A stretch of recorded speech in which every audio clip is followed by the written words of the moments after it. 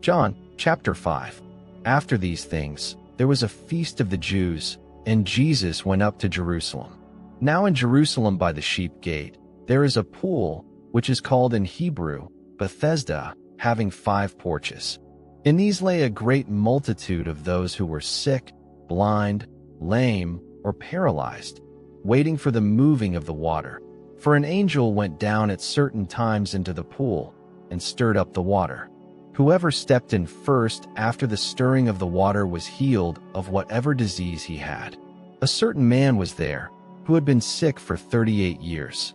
When Jesus saw him lying there and knew that he had been sick for a long time, he asked him, "Do you want to be made well?" The sick man answered him, "Sir, I have no one to put me into the pool when the water is stirred up, but while I'm coming, another steps down before me."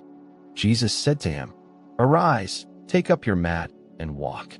Immediately, the man was made well, and took up his mat and walked. Now it was the Sabbath on that day. So the Jews said to him who was cured, "It is the Sabbath.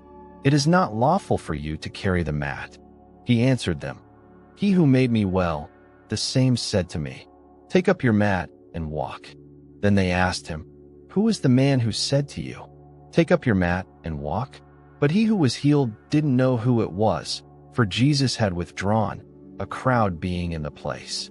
Afterward Jesus found him in the temple and said to him, "Behold, you are made well. Sin no more, so that nothing worse happens to you." The man went away and told the Jews that it was Jesus who had made him well. For this cause the Jews persecuted Jesus and sought to kill him, because he did these things on the Sabbath. But Jesus answered them, "My Father is still working, so I am working too."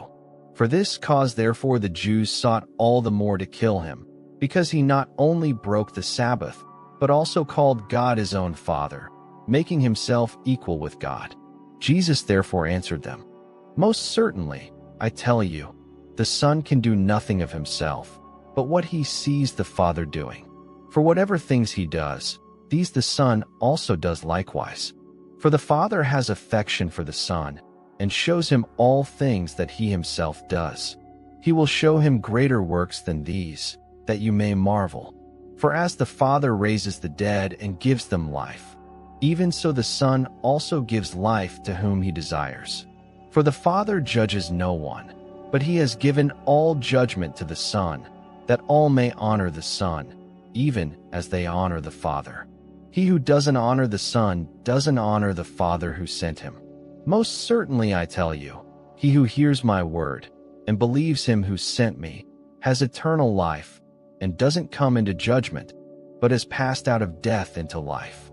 Most certainly, I tell you, the hour comes, and now is, when the dead will hear the Son of God's voice, and those who hear will live.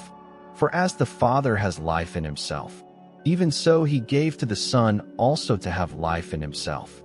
He also gave him authority to execute judgment, because he is a Son of Man. Don't marvel at this, for the hour comes, in which all that are in the tombs will hear his voice, and will come out. Those who have done good, to the resurrection of life, and those who have done evil, to the resurrection of judgment. I can of myself do nothing. As I hear, I judge, and my judgment is righteous, because I don't seek my own will, but the will of my Father who sent me. If I testify about myself, my witness is not valid.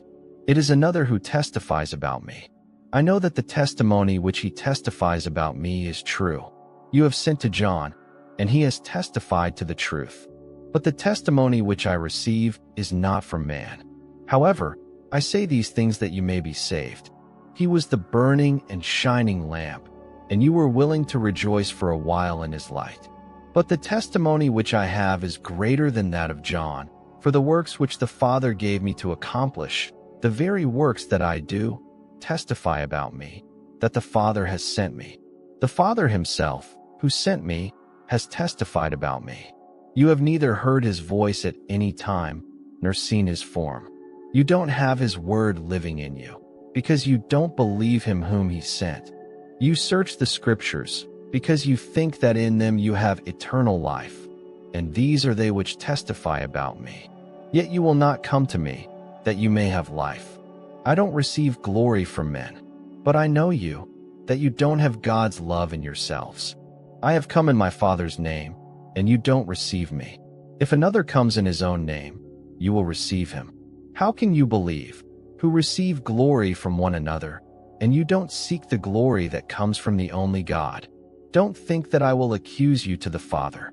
There is one who accuses you, even Moses, on whom you have set your hope. For if you believed Moses, you would believe me, for he wrote about me. But if you don't believe his writings, how will you believe my words?